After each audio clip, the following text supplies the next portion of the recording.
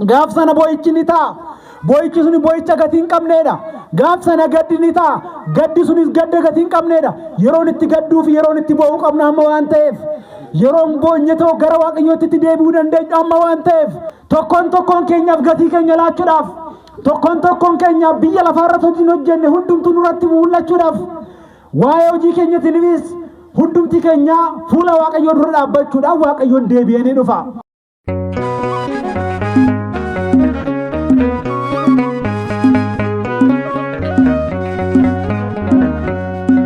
Abbaa, kan Ilmaa, kan Hafuura Qulqulluu, Waaqayyo tokko, አሜን። በስመ አብ ወወልድ ወመንፈስ ቅዱስ አሃዱ አምላክ አሜን። መቃ አባ ከን ኢልማ ከን ሀፉረ ቁልቁሉ waaqayyo tokko አሜን። jalqaba irratti kabajamoo abbaa keenya Malaaka Gannet luba balaachoo Aydaanyuu bulchaa mana kiristaanaa kanaa abbootiin koo luboonni obboloonni daaqonoonni abbootiin harmooliin barattoonni dilbataa akkasumas hundumti keessan maatii waaqayyoo daa'imman dabalatee nagaa waaqayyootiin akkam bultanii እንደምን አደራችሁ? waaqayyoon arjummaaf jaalala isaa nuuf baay'isee tolummaaf gaarummaa isaaniis nu gaggeessee guyyattii eebbifamtuu kanaan nu ga'eerati. Maqaan waaqayyoo kan ulfaatee fi kan galatoome nuuf haa ta'u. Haadhi keenya qulqulleetti qulqullootaa obboleetti ergamoota kan taate qulqulleettiin Dubroo Maariyamis maqaan ishee kan ulfaatee fi kan kabajame nuuf haa ta'u.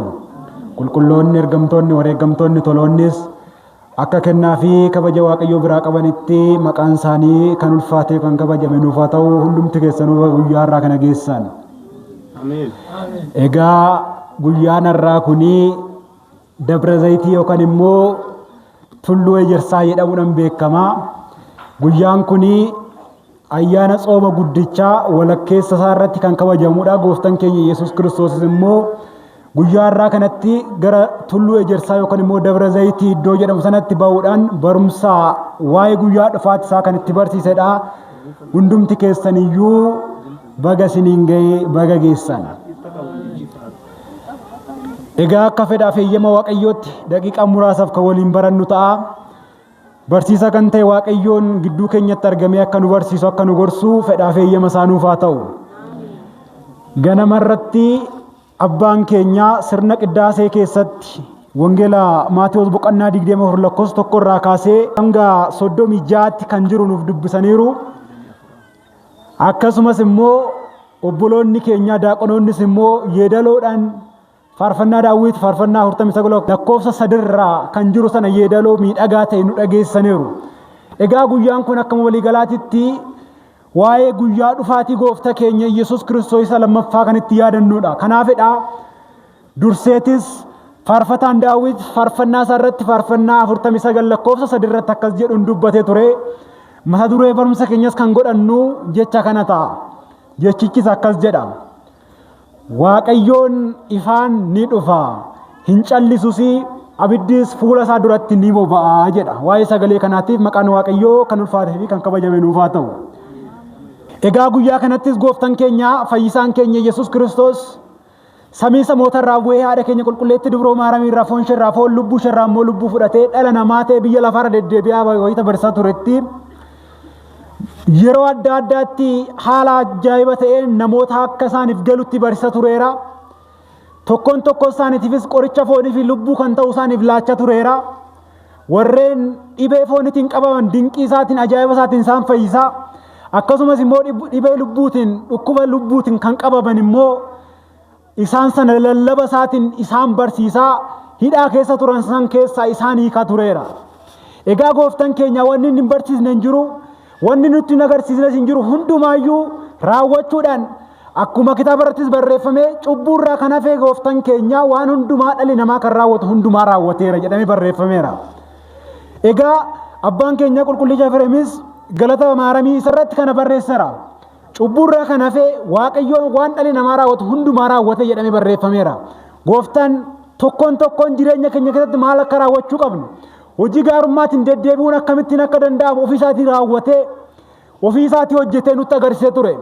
Kanaan immoo guyyaa irraa kanatti immoo gooftaan keenya Yesuus Kiristoos waa'ee jireenya biyya lafaa kanaa qofa osoo hin taane waa'ee addunyaa isa dhufuu sanallee nu barsiisu waan barbaadeef addunyaan kun akka isheen dabartuu fi biyyi lafaa irra jiraachaa jirru kun hundumti ishii guyyaan itti dabartu waan jiruuf waa'ee guyyaa sanaatiif immoo namni durseetti qophaa'u waan qabuuf Waaqni keenyas gaafa sanatti yeroo inni dhufu akkuma dursee faarfataan Daawit dubbateef dursee ta'u waan jiru baroota dhufan irratti waan raawwatamuuf jiru tokkoon tokkoosaa Daawit Waaqayyoon bifa isaaf ibseen akka dubbate sanatti guyyaa kanatti abbootiin keenyas immoo sirna qiddaasa irratti akka qindeeffamee nuuf kaawwametti Waaqayyoon ni dhufa. Waaqayyoon hin callisusi abiddis fuula isaa duratti ni boba'a jedhamee barreeffameera. Egaa Waaqayyoon jalqaba irratti dhufuusaa Daawit dubbatee ture. Waaqayyo gooftaan keenya Yesuus Kiristoosis immoo guyyaa har'aa kanatti mana qulqullummaa keessa ba'ee barattoota isaa yookaan immoo duuka bu'oota isaatiin mana qulqullummaa yeroo isatti agarsiisanitti manni qulqullummaa kun akkanatti ni nafu dhagaan dhagaa irratti nafu jedhee isaanitti dubbatee ture. Duuka buutonni garuu waa'ee dhufaatisaa isaanitti himaa jira waan ta'eef waa'ee dhufaatisaa kana wal qabsiisee gaaffii gaafataniiru. Yaa gooftaa nutti himi kun yoom ta'a? Mallattoon dhufaatii keetis maalinni jedhaniitoo isa gaafataniiru. Gooftaan keenya Yesuus Kiristoos tulluu ejersaa yookaan immoo Dabra Zayitii irratti ba'ee yeroo isaan barsiisaa ture kanatti duuka buutonni gooftaa kun yoom ta'a? Nutti himi mallattoon dhufaatii kees guyyaan dhufaatii kees yoomidha jedhanii isa gaafatanii turan. Gooftaan keenya Yesuus Kiristoosis akkas jedheeniira. Wangeela Maatewos boqonnaa 24 lakkoofsa 4 irraa jalqabee akkas jedha. Gooftaan keenya Yesuusis deebisee akkana jedheen kan isin dogongorsiisu akka hin jiraanne of eeggadhaa. Baay'een isaanii ani Kiristoos jechaa maqaa kootiin ni dhufu baay'ees ni dogongorsiisu. Lolaa fi oduun lolaa dhaga'uudhaaf jirtu kun ta'uun isaa dirqamaatii of eeggadhaa.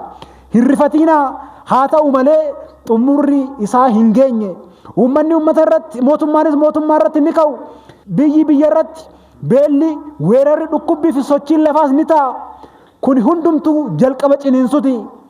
Yeroo sanatti gidiraaf dabarsanii isin kennu isin ajjeesus waa'ee kootiif namoota hundumaa biratti kan jibbamtan ni taatu. Yeroo sanatti namoonni hedduun amantaa isaanii ni geeddaru. Walii isaanis dabarsanii ni kennu. Walii isaanis wal lolu. Raajonni soddoonnis baay'een ni dhufu. Namoota baay'ees ni dogongorsu. Baay'oonni goolii irraa kan ka'e jaalalli namoota hedduu biratti ni dhabamti. Hanga xumuraatti kan obsu garuu inni ni fayya. Ormoonni hundumaa biratti ragaa akka ta'uuf wangeelli mootummaa Waaqayyoo hundumaa biratti ni lallabama. Yeroo sanatti xumurri ni ga'a jedhe waa'ee sagalee kanaatiin maqaan Waaqayyoo kan ulfaateef kan kabajame nuuf haa ta'u. Egaa bara dhumaa irra teenyee ciniinsuun yeroo raawwatamaa jiru kana keessatti Waaqayyoon gooftaa keenya fayyisaan keenya Yesuus Kiristoos baay'een isaanii maqaa kootiin ni dhufu isinis ni dogongorsu jechuudhaan durseetoo isaan irraa of eeguun akka barbaachisu akkuma argaa jirru baay'een isaanii maqaa Kiristoosin daldalaa kan dhufan baay'ees namoota Waaqayyoo kan ta'an daandii isaarraa kan kaachisan yookaan kan fageessan baay'een dhufaniiru. Dhugumaan barri nuti irra jirru kun bara ciniinsuu sana keessa akka ta'e hubachuun barbaachisaadha. Gooftaan keenya fayyisaan keenya Yesuus Kiristoos biyya irratti mootummaa irratti akkasumas lolli guddaan akka inni ta'u jaalalli immoo baay'ina hammeenyaa yookaan jibbaarra kan ka'e akka isheen xiqqaattu haala adda ta'een gooftaan keenya dubbateera. Hanga dhumaatti garuu jabaatee kan dhaabbate moonni fayya jechuun dubbateera. Egaan dhalli namaa jabaatee dhaabbachuun akkasirra jiraatu waan ta'uuf jiru sana hundumaa dursee nutti muunsaa nuti dursinee akka of eegnuuf deemsa keenya keessatti wanti nu dogongorsiisu nu muudatee Waaqayyo irraa akka adda nu baasneef tokkoon keenya nu akeekkachiisuudhaaf ture. Egaa wanti kun hundumtuu yeroo ta'utti immoo jedhe gooftaan keenya Yesuus Kiristoos. Yeroon kun wanti kun yeroo ta'utti waan xumurri raawwate isinitti fakkaatini. Yeroon sun yeroo ciniinsuuti jedhe. Yeroon ciniinsuu akkuma dubartiin takka da'uudhaan duratti ciniinsuudhaan dhiphattu. Akkuma osoo mucaa yookaan daa'ima isheen argatiin duratti ciniinsuun itti hammaatu. Biyyi lafaa kunis darbuu isheetiin duratti gooftaan keenya Yesuus Kiristoosis akkuma Daawit dubbateef sanatti abiddi fuula isaa duratti ni boba'a jedhee akkasaaf dubbate. Waaqayyoon gooftaan keenya abidda kan jedhame waaqummaa isaatiin abidda kan jedhame akkeenyummaa amalummaa isaatiin yeroo inni dhufutti dursee dhufaan gooftaa keenya fayyisaa keenya Yesuus Kiristoos foon dhala namaa uffatee biyya lafaa irratti gad of qabee deddeebi'uun akka soominaan mul'achuu ture. Amma garuu deebi'ee yeroo inni dhufu kanatti dhufaatinsaa akka jalqabaa sana foon uffatee dhufaatinsaa akka jalqabaa sana gad of qabee dhufaatinsaa akka jalqabaa sana akka daa'imaa mooraa loonii keessatti argamee akkasumas immoo irratti tufamee fannifamee gidiraa sana fudhachuu osoo hin taane tokkoon keenyaaf gatii keenya laachuudhaaf tokkoon keenyaaf biyya lafaarratti hojii hojjenne hundumtuu nurratti mul'achuudhaaf waa'ee hojii keenyatiifis hundumti keenya fuula Waaqayyoo dura dhaabbachuudhaan Waaqayyoon deebi'ee ni dhufa. Kanaafidha abiddis fuula isaa duratti ni boba'a jedhe. Fuula Waaqayyoo laalee fuula isaa dura dhaabbachuu kan danda'u hin jiru jedhamee akka barreeffame. Amma Waaqayyoon durseetoo fooniin gaafa mul'atu namoonni inni eenyu akka inni ta'e maaliif akkamittiin akkasittiin akka inni dhufe hubachuu dhabuurra kan ka'e namoonni baay'een isaanii gooftaa keenya hubachuu dhabanii turan. Kanaafis mootii moototaa kan ta'e gooftaa gooftotaas kan ta'e addunyaa kana fayyisuudhaaf gara biyya lafaatti kan dhufe gooftaa keenya dabarsanii laachuudhaaf ga'ee ture. Dhalli namaa Kiristoosiif kan hin mijanne ture. Garuu amma namni Kiristoos deebi'ee akkasitti naa dhufa jedhe yoo jiraate dogongoreera. Gooftaan deebi'ee yeroo dhufutti abiddi isa fuulduratti boba'aa jedhe. Abiddi kun abidda waaqummaati. Waaqummaa isaatiin gooftaan yeroo mul'atutti nuti hundumti keenyayyuu murtoodhaaf fuula isaa dura kan dhaabbannudha. Kanaafis hojii nuti biyya lafaa irratti hojjechaa turre hundumti isaa nu hordofee kan ka'udha. Kanaafidha gooftaan keenya Yesuus Kiristoos bara ciniinsuu amma keessa jiru kana keessatti bara namoonni lola labsan kana keessatti bara mootummaa irratti ka'u bara biyya irratti ka'u bara oduun lolaa dhaga'amu bara shakkitoonni maqaa Kiristoos hin dhufanii ijoollee Waaqayyoo dogongorsiisuudhaaf dhamaa jiran kana keessatti of eeggannoon barbaachisaa akka inni ta'e nu hubachiisa. Egaa guyyaa dhumaa kanatti jedhe gooftaan keenya Yesuus Kiristoos. Egaa kun raawwatame wantoonni ciniinsuu amma ammaatti raawwataa jiran kun egaa raawwatame booda xumurri ni ta'a jedhe. Egaa guyyaa xumuraa kanatti akkuma sirna qiddaasee keessatti abbaan keenya lubichi ganamarraa jalqabanii yeedaloo mi'aawaa ta'een haala ajaa'iba ta'een dubbisaa yeroo ture dhageessanitti yoo ta'e raate qiddaasee Atnaatiyoos irratti abbaan keenya qulqullicha Atnaatiyoos haala ajaa'iba ta'een nu barreessera. Guyyaa kanatti dinqiin raawwataman kan akkamii akka isaan ta'an Waaqayyoon jalqaba irratti nama akkamittiin kabajee booda irratti namni akkamittiin akka inni kufe Addaamii fi Hewaan illee kaasanii too Waaqayyoon gannatii keessa isaan kaa'ee boodatti isaan immoo kufaatiidhaan diiyaabiloos dhaga'uu isaaniitiin Waaqayyoo irraa akkamittiin akka adda ba'an booda irratti immoo Waaqayyoon dhufee akkamitti akka isaan fayyise. Egaa isaan fayyise immoo waa'ee ijoollee saarii kan taane waa'ee keenyatiif deebi'ee abbaan keenya kuni isin Waaqayyoo irraa araaraaf dhiifama argattaniittu nuti ijoollota keessaniidhaaf malee jechuudhaan nuti immoo ijoollonni keessan kan taane isin komachuu hin dandeenyu. Waaqayyoon isin gara fayyinaatti isin deebiseera hoo jechuudhaan dubbateetu. Guyyaa dhumaa sana irratti namni hundumtuu akka hojii isaatti fuula Waaqayyoo dura ni dhaabbata. Akkuma Wangeela Maatewos boqonnaa 25 lakkoofsa 30 irraas kaasnee gaafa dubbisnu gooftaan keenya Yesuus Kiristoos guyyaa dhufaatii isaatti gaaffiiwwan gurguddoo nama gaafatu sanas caqasanii to'achaa abbootiin keenya namni hundumtuu fuula Waaqayyoo dura ni dhaabbata jedhe. Guyyaa dhufaatii gooftatti namni hundumtuu ka'ee fuula Waaqayyoo dura ni dhaabbata. Toloonni yookaan qulqulloonni akkasumas immoo xuraa'ummaadhaan kan deddeebi'an cubbamtoonni Waaqayyoo fuuldura ni dhaabbatu. Yeroo sanatti namni hundumtuu ni ka'a. Laftis imaana ishee ni deebisti. Hanga har'aatitti hanga dhuma addunyaa kanaattis lafti namoota ishee irratti awwaalaman hundumaa ni kaasti. Labsiin gurguddaan sadis ni taasifama. Abbaan keenya qulqullichi Yaaqoob inni biyya Surugis immoo yeroo dubbatu qiddaasa isaa irratti ati laftii fi samiin kun ni darbu jetteetta. Jechi koo hin darbu jettee dubbatteetta. Guyyaa sanatti yeroo ati du'oota irratti akkasumas jiraatota irratti murteessuudhaaf yeroo ati dhuftutti naanni hundumtuu ni ka'a. Labsiin inni taasifama. Labsiin inni jalqabaa hangafa ergamoota kan ta'e qulqulluu Mikaa'el yeroo inni taasifamu labsiin gurguddoo sadi ni taasifama. Sanaanis inni jalqabaa yeroo taasifamutti lubbuuwwan du'an foon awwaalcha keessatti awwaalamanii jiran bineensan kan nyaataman bishaaniin kan nyaataman haala garaa garaatiin biyya lafaa kanarraa kan darban hundumti isaaniiyyuu isaan suni iddoo tokkotti ni qabamuu jedhe. Ilaalaa Waaqayyoon waan hundumaa gochuu kan danda'udha. Waan hundumaa raawwachuun hojii waaqummaa isaa kan ta'edha. Waaqni waan hundumaa gochuu danda'u. Nuti bakka banneerraa har'a yoo duunee boqanneyyuu har'a nuti duunee mana kiristaanatti yoo awwaallamneyyuu guyyaan itti kaanu ni jira jechaadha. Waaqayyoon du'aaf ka'umsi ana kan jedhe du'aaf ka'umsa kan ta'e isatti kan amanne nuti immoo akka inni du'aa ka'ee deebi'ee du'aa kaana jechuudha. Kanaanis guyyaa sanatti yeroo jalqabaaf labsiisu yeroo taasifamutti du'oonni handaara addunyaa kanarra jiran biyya lafaa kanarra kan jiran hundumti isaaniiyyuu lafeen isaanis walitti sassaabamee iddoo tokko taa'uu jedhe labsii jalqabaa irratti.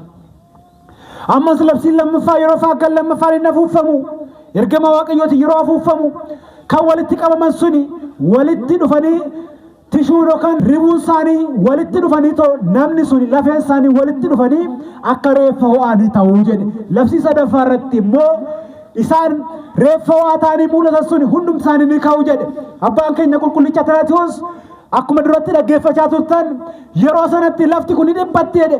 Namni iddoo deemsarraa kan hafe addunyaan kun namni hanga biyyi lafaa kun darbutti du'an hundumtuu ni ka'u waan ta'eef gaaf sana lafti kun dhiphattee bakki dhaabbannaalee dhabama jedhe. Waaqayyoon guyyaa sana mirga isaa akka nu dhaabuu fedhaaf eeyyama isaa nuuf haa ta'u.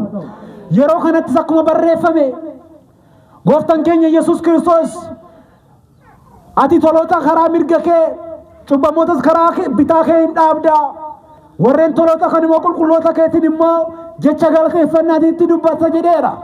Kanaanis guyyaa kanatti Waaqayyoon gooftaan keenya warreen mirga isaa jiraniin beelee na nyaachistaniittu dheebodhees na obaastaniittu daaree na baastaniittu hidhamee na hiiksistaniittu na gaafattaniittu jechuudhaan gaaffiiwwan gurguddoo ja'an kana ni gaafata. Yeroo sanatti kana naaf raawwattaniittu jedhee qulqulloota kan ta'an biyya lafaa irratti amantii isaaniitiin kan jabaatanii jiraatan jireenya kiristaanummaatiin kan jabaatan mana kiristaanatti dhufanii Waaqayyoon kan galateeffatan waan isaan irraa eeggamu kan ba'an jireenya isaanii Waaqayyo wajjin kan taasisaniin isin toloota kan taatan qulqulloota kan taatan koottaa addunyaan kun osoo uumamin duratti gara mootummaa isiniif qophooftetti galaa isaaniin jedha. Cubbamootaan isaan irratti jecha dheekkamsaatiin ni dubbatta. Cubbuu raawwachuudhaan bara keessan dabarsitaniiti isin immoo seexanaa fi ergamootaatiif gara qophaa'ee gara abidda bara baraatti galaa isaaniin jedha. Murtoo kanarraa Waaqayyoon dhuma keenya nu haa baraaru. Egaa Waaqayyoon guyyaa dhufa isaatti namni hundumtuu gatii hojii isaa nyaata. Mul'ata Yohaannis boqonnaa 22 lakkoofsa 12 irratti gooftaan keenya akkas jedheera. Dafee nan dhufa hunda isaaniifis akka hojii isaaniitti gatii isaanii laachuudhaaf gatiin isaanii na bira jira jedhe. Hundumaadhaaf gatii isaanii laachuudhaaf kan gaarii hojjeteef gatii gaarummaa isaa kaffaluudhaaf kan yaraa hojjete kan hammeenya hojjete kan cubbuu hojjete immoo gatii isaa nyaachuudhaaf namni hundumtuu guyyaa sanatti gatii hojii isaa nyaataa jedhe. Gaaf sanatti abbaan keenya gaaf sanatti haadhi iyya intala isheen dhageessu abbaanis iyya ilma isaa dhaga'u gaaf sana waliif ooluu hin danda'amu.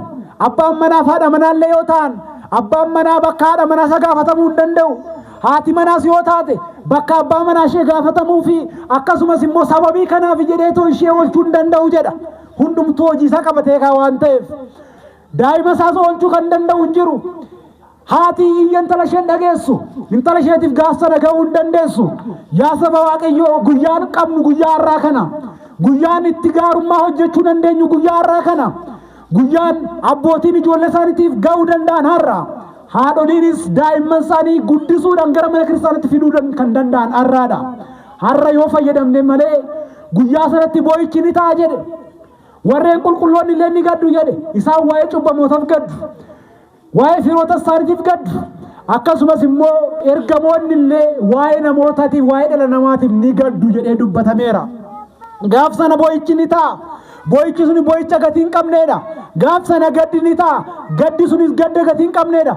Yeroon itti gadduu fi yeroon itti boo'uu qabna amma waan ta'eef yeroon boonyetoo gara Waaqayyootti itti deebi'uu dandeenyu amma waan ta'eef guyyaan kun osoo hin darbiin duraa Waaqayyoo wajjin tokko haa taanu.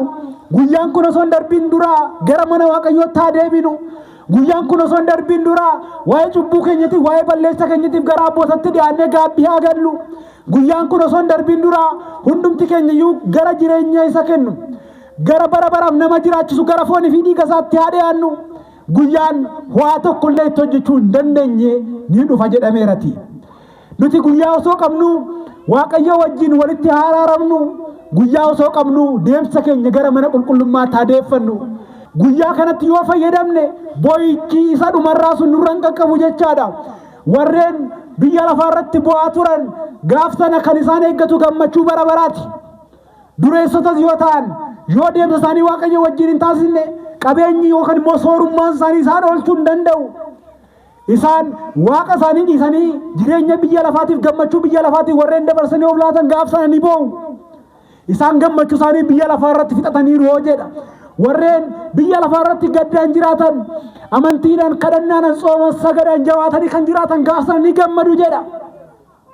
Egaa nuti tarree kam keessa jirra kan jedhu of ilaaluun barbaachisaadha. Nuti yeroo keenyatti fayyadamnee guyyaa dhufaatii waaqayyoo sanitti murtoodhaan nama dhaabbatu ta'uun keenya eeganoollee fuula waaqayyoo dura hojii keenya qabannee ka'uun keenya eeganoollee laftis imaana itti kenname eeganii baasti jedhame guyyaa sanatti galmeen jireenyaatis ni baname eega jedhame galmee jireenya sunis banamee namna hojii isaatti gatiinsaa isaaf ni kaffalame eega jedhame nuti hundumti keenya iyyuu deemsinaan irra deemnu gatii jireenya bara baraa irratti nuuf galmaa'u taasisuudhaaf akkasumas immoo waan waaqayyoon jaalatu raawwachuudhaaf ofii keenya tattaaffachuu nurra jiraata. Waaqayyoon amantiidhaan jiraannee guyyaa dhumaatti mirga isaa akka dhaabbannu hunduma keenya iyyuu nu gargaaru. Egaa sa'aatiin qabnu sa'aatii kanaadha. Qulqullichi Phaawulos yeroon fayyina amma gaafa jedhu amma waa hojjechuu dandeenya waan ta'eef guyyaa karri kun itti cufamu immoo ni jira. Guyyaa addunyaa kun itti baddu ni jira. Gooftaan keenya Yesuus Kiristoos samii fi lafti kun ni darbu jedheera. Egaa kun raawwatame boodatti dhumarratti Wangeela Maatiyos boqonnaa 24 irratti lakkoofsa 35 irratti laftii fi samiin kun ni darbu jechi koo garuu bara baraaf jiraata.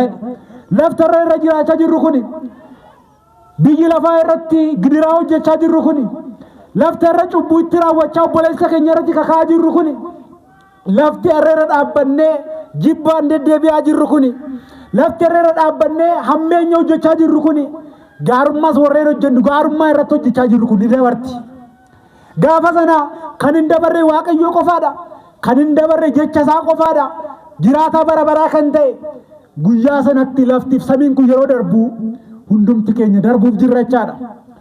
Addunyaan kun eega ishiin baddee boodatti nuti gara jireenya isa haaraa sanitti kan ceenu ta'a. Namni biyya lafaa irratti gaarii hojjete gannatii keessa kan ture gara mootummaa waaqayyoo isa bara baraatti. Akkasumas si'oolii keessa kan turee fi cubbuu kan hojjete immoo gara gaannama isaati yookaan abidda bara baraatti guyyaatti galuudha. Kanaaf nuti biyya lafaarra yeroo jiraannu namoota biyya lafaarratti duunee bannu akka horiitii miti nuti. Biyya lafaarratti kan badu horii qofa uumamtootaaf kaan qofaadha. Waaqayyoon garuu hafuura jireenya jalqaba nutti baafateen jireenya bara baraa akka argannutti nu uume waan taaneef nuti jiraattota bara baraa ta'uudhaaf Waaqayyoon kennaa sanuuf kennee kan uumamne kabajamaa kan taanedha. Kanaaf kabaja keenya beekkachuun nurra jiraata. Abbaan keenya qulqullicha Timootewos faarfataan Daawit faarfannaa isaa 48 lakkoofsa 12 irratti kan dubbatan sana kaaseetoo dhalli namaa kabajamaa tureeyyuu kabaja isaa wallaaluurraa kan ka'e garuu akka bineeldota badanii ta'e jechuun dubbateera. Dhalli namaa kabajamaa ta'e osoo jiru Waaqayyoon jireenyaaf kan isa uume ta'e osoo jiru ofiisaa ni beelesse akkasumas lubbuu isaas ni dheebosse jedhee barreeffameera. Namni hojii isaatirraa kan ka'e hammeenya hojjechuu isaatirraa kan ka'e jalqaba irratti waaqayyoon adda ba'uu isaatirraa kan ka'e addaam namni jalqabaa seexana dhaga'uu isaarraa kan ka'e waaqayyoon adda ba'ee lubbuu isaa foon isaas ni beelesse lubbuu isaas ni dheebosse jedhamee barreeffameera. Waaqayyoon lubbuu keenya fi foon keenya beelessuurraa hunduma keenya nu baraaru. Lubbuun keenya kan isheen beeloftu sagalee waaqayyooti. Lubbuun keenya kan isheen beeloftu jireenya waaqayyoo wajjin jiraachuuti. Lubbuun keenya kan isheen beelofti hojii gaarummaa hojjechuudha. Foon keenya biyya lafaa irratti gara hin taanetti nu harkisuu danda'a. Nuti garuu foonii fi lubbuun keenya isheen wal keessa jirtu. Hafuurri waaqayyoo kan nutti baafame jiraattota bara baraa waan taaneef lubbuu keenya ishee bara baraaf jiraattu kanaaf hojjechuun nurra jiraata. Biyyi lafaa kan darbu eega ta'e foon irra uffannee jirru kanaanis kan duunu eega taane waa'ee waaqayyoo irraa uffannee addunyaa keessatti gidiraa adda addaa raawwachuun obbolummaa keenya gidduutti jibba labsuun jireenya waaqayyoon hin gammachiisne raawwachuun hunduma keenya irraan eeggamu jechaadha. Nuti ijoollee waaqayyoo ta'uun keenya kan beekamu deemsi keenyas waaqayyoo wajjin ta'uusaa kan ittiin madaallamu jireenya nuti biyya lafaa irratti jiraannu waaqayyoo wajjin yoo jiraannedha. waaqayyo wajjin jiraachuun seera isaa eeguudhaani waaqayyo wajjin jiraachuun abboommi isaa eeganii jiraachuudhaani waaqayyo wajjin jiraachuun jaalalaan jiraachuudhaani waaqayyo wajjin jiraachuun nageenya qabaachuudhaan gammachuudhaan dubbii isaatiin jiraachuudhaani yoo kan hin taane garuu biyya lafaatiin goyyonfamnee bara keenya guutuu waaqayyo osoo hin beekin addunyaa irratti yoo dabarsina ta'e addunyaan kun dabarti waan ta'eef nuti ishee wajjin akka hin dabarre of eeggachuu barbaachisa. Waaqayyoon jireenya nu uume addunyaa kanatti kan dhufne sababii balleessa keenyatiin Addaam jalqaba uumamee gannatii keessa kaawwamee ture garuu gaafa balleessu gara biyya lafaatti adabaaf dhufe.